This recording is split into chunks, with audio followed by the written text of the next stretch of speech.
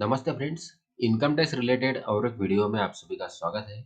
इस वीडियो में हम लोग देखने वाले हैं असेसमेंट ईयर 2024-2025 के लिए न्यू टैक्स रिजीम और ओल्ड टैक्स रिजीम में सैलरी का कैलकुलेशन कैसे होगा और उस सैलरी के ऊपर टैक्स का कैलकुलेशन कैसे होगा, और साथ ही कौन कौन से ऐसे डिडक्शंस, एग्जम्पशंस और रिबेट्स हैं जो टैक्स पेयर्स को न्यू टैक्स रिजीम और ओल्ड टैक्स रिजीम में मिलने वाले हैं। तो सबसे पहले यहाँ बात कर लेते हैं कि दोनों टैक्स रिजिम में सैलरी का कैलकुलेशन कैसे होगा। तो यहाँ आप देख सकते हैं कि सैलरी का कैलकुलेशन करने के लिए सबसे पहले बेसिक और बीए को ऐड करना होगा। उसके बाद उसमें एडिशंस को ऐड करने होंगे। जो भी allowances, perquisites, profit in लिeu of salary, retirement benefits, pension या और भी कोई बेनिफिट अगर मिलता है तो उसे ऐड कर लेना होगा। और उसके बाद उसमें से डिडक्शंस माइनस करने होंगे और उसके बाद जो निकलेगी वो income chargeable under the head of salary होगी, जिसके ऊपर टैक्स लगेगा। तो यहाँ जो डिडक्शंस मिलने वाले हैं ये न्यू टैक्स रिजीम और ओल्ड टैक्स रिजीम के ऊपर डिपेंड है। टैक्स पेयर जिस टैक्स रिजीम के अंदर अपना इनकम टैक्स रिटर्न फाइल करना चाहते हैं उस हिसाब से उसको डिडक्शंस मिलेंगे, जिसके बारे में हम बाद में बात करेंगे। तो सबसे पहले हम लोग बात कर लेते हैं कि असेसमेंट ईयर 2024 और 2025 के लिए टैक्स स्लैब क्या होगा। तो अभी आपके सामने जो टैक्स स्लैब है ये ओल्ड टैक्स रिजिम के लिए है। जो टैक्स पेयर असेसमेंट ईयर 2024-25 का एटीआर ओल्ड टैक्स रिजिम में फाइल करेंगे उनके लिए ये टैक्स स्लैब एप्लीकेबल होगा। यहाँ आप देख सकते हैं कि सीनियर सिटीजन्स भी है और सुपर सीनियर सिटीजन्स भी है। सुपर सीनियर सिटीजन्स की केस में 5 लाख रुपए तक की इनकम पर कोई टैक्स नहीं लगेगा, उसके बाद 20% के हिसाब से लगेगा और 10 लाख के ऊपर 30% के हिसाब से लगेगा। और टैक्स पेयर्स जो सीनियर सिटीजन है उनके लिए 3 लाख तक कोई टैक्स नहीं है, उसके ऊपर 5% से लगेगा। और 5 लाख से 10 लाख तक 20% से लगेगा और 10 लाख के ऊपर 30% से लगेगा। और बाकी के जो टैक्स पेयर्स है जिनकी उम्र 60 साल से कम है उन्हें 2.5 लाख रुपए तक कोई टैक्स नहीं लगेगा। और 2.5 से 3 लाख तक 5% के हिसाब से लगेगा। 3 से 5 लाख तक 5% के हिसाब से लगेगा। और 5 लाख से 10 लाख तक 20% के हिसाब से लगेगा। और 10 लाख के ऊपर 30% के हिसाब से टैक्स देना होगा। तो ये तो हुई बात ओल्ड टैक्स रिजिम वालों की। और न्यू टैक्स रिजिम की अगर बात करें तो यहाँ इस न्यू टैक्स रिजिम के टैक्स स्लैब को आप देख सकते हैं कि यहाँ कई सारे टैक्स रेट्स है। यहाँ 3 लाख रुपए तक कोई टैक्स नहीं देना होगा। 3 लाख से 6 लाख के बीच अगर इनकम है तो 5% के हिसाब से टैक्स लगेगा। 6 लाख से 9 लाख तक की इनकम है तो 10% के हिसाब से टैक्स लगेगा।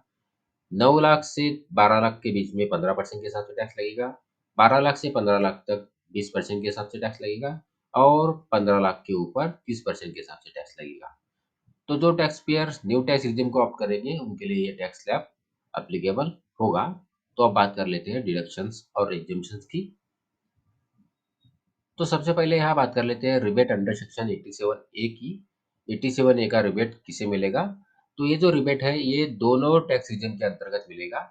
जो tax payers old tax regime में अपना रिटर्न फाइल करेंगे उनको भी मिलेगा, और साथ में जो tax payers new tax regime को ऑप्ट करेंगे उनको भी इस सेक्शन के अंतर्गत रिबेट मिलेगा। अगर बात करें ओल्ड टैक्स रिजिम की, तो जो tax payers old tax regime में अपना इनकम टैक्स रिटर्न फाइल करेंगे उनकी टोटल इनकम अगर 5 लाख से कम है तो उन्हें 12,500 तक का रिबेट इस सेक्शन के अंतर्गत मिलेगा।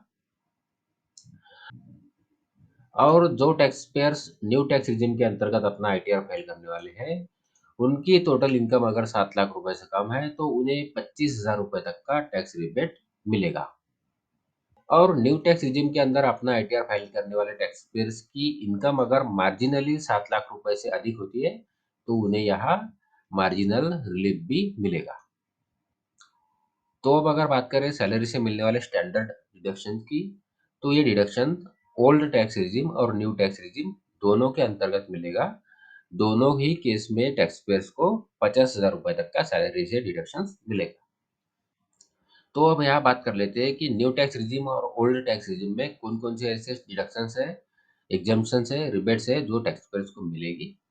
तो यहाँ आपके सामने एक चार्ट है। इस चार्ट को अगर आप देखें तो आपको पता चलेगा कि यह स्टैंडर्ड डिडक्शन ही ऐसा डिडक्शन है जो दोनों टैक्स रिजिम के अंतर्गत मिलने वाला है। बाकी कोई भी डिडक्शंस नहीं है जो न्यू टैक्स रिजिम के अंतर्गत मिलने वाला है। बाकी सारे डिडक्शंस जो है ओल्ड टैक्स रिजिम के अंदर ही मिलने वाले हैं। तो हम समझ सकते हैं कि सारे जो डिडक्शंस मिलने वाले हैं वो ओल्ड टैक्स रिजिम के अंतर्गत मिलने वाले हैं।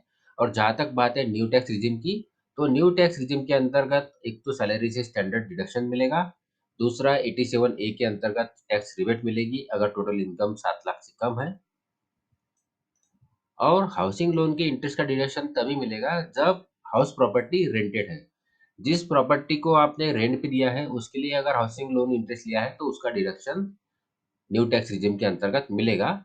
साथ ही न्यू टैक्स रिजिम में सेक्शन 80 सीसी डी 2 के अंतर्गत जो डिडक्शन मिलता है, वो मिलेगा, और सेक्शन 80 सीसी एच 2 के अंतर्गत जो डिडक्शन मिलता है, वो मिलेगा। तो ये थी जानकारी असेसमेंट ईयर 2024-2025 के लिए सैलरी का, और सैलरी के ऊपर इनकम टैक्स का कैलकुलेशन किस तरीके से करना होगा। आशा करता हूँ इस वीडियो की जानकारी आपको यूज़फुल लगी हो। अगर इस वीडियो की जानकारी आपको यूज़फुल लगी है तो वीडियो को लाइक करिए, चैनल को सब्सक्राइब करिए। धन्यवाद।